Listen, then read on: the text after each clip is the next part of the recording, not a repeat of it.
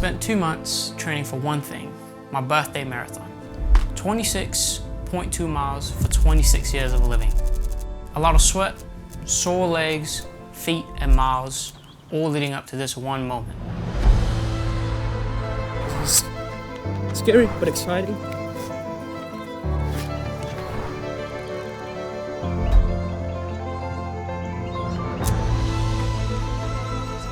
We are officially off to the races.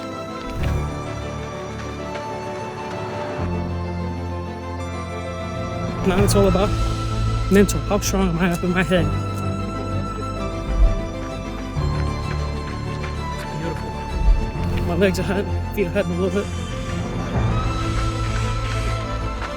The goal is still 26.2, and I will not stop until I get it.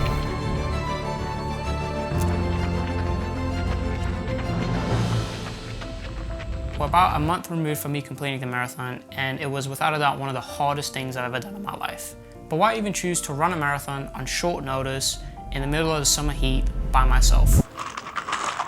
At the core, a lot of the motivation to train and push myself stems from my childhood, where I used to be pretty overweight.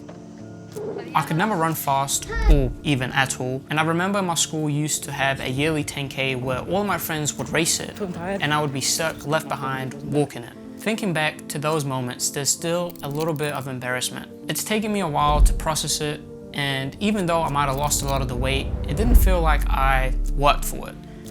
Initially, I didn't really get any of the benefits from actually getting fitter. Losing the weight just sort of happened. Around the time I turned 25, that all changed. I was laying in bed watching YouTube videos one night, and that's when it clicked. I wanted to change. For my 26th birthday, I wanted to challenge myself, prove to myself that the work I've been putting in over the past year was paying off, prove to myself that I am no longer that 10-year-old kid who's overweight and can't run with the others. A marathon was perfect. First 5K. Running was one of the first things I picked up, and it's also one of those things that almost seem impossible to the regular person. I mean, 26.2 miles is a long way, and also the 26.2 miles for 26 years of living. But it's more than just the physical challenge of doing it. It's maybe even more so the mental one. The first 15 miles went just fine. I was cruising, locked in. But every step after that felt like hell. I was fighting my legs with every step I was taking. It was 10-year-old me versus 26-year-old me battling it out on the trail. I wanted to stop with every step. Every step that I'm taking right now is a PR for me. That's a pretty good achievement in and of itself, right? But with every stride, I was reaffirming the person I've been telling myself that I am, the person I've been working towards becoming. It was never about the actual distance. It was about the journey and what that has meant to me. The marathon was the proof.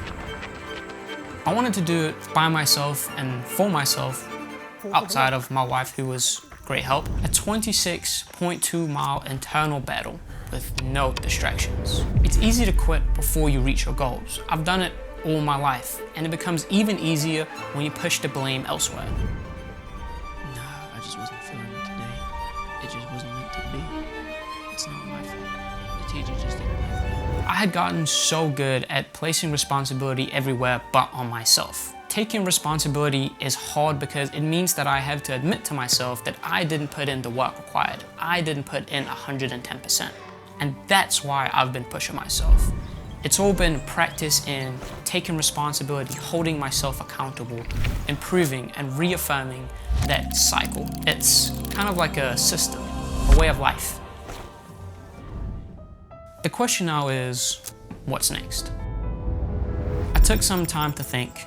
I went back to young me. There were two things I always told myself. One of them was that I would never be fast, impossible for me to be fast. The other thing was that I would never be strong, and that just wasn't meant for me. The goal is to take those things that I thought were impossible for me to do and turn them into challenges. Prove to myself that I can do exactly whatever I want, turning impossibilities into achievements.